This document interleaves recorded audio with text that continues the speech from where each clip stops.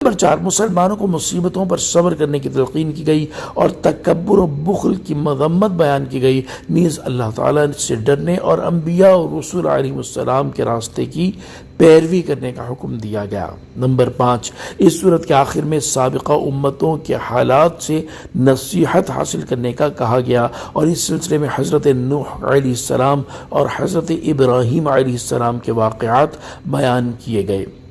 मुत्तकी लोगों के सवाब को वाज़ेह किया गया और अपने रसूलों पर ईमान लाने वालों के लिए दुगने अजर का बयान हुआ और इसके साथ ये भी बता दिया गया कि रिसालत अल्लाह ताला की तरफ से एक चुनाव और उसका फजल है, वो अपने बंदों में से जिसे चाहे ये रुतबा अता कर दे। हुजूर सल्लल्लाहु ताला अलैहि वसल्लम की तशरीफ़ आवरी के बाद अल्लाह ताला ने नबुव्वत का सिलसिला ख़त्म फरमा दिया है। अब क़यामत तक किसी को नबुव्वत नहीं मिलेगी।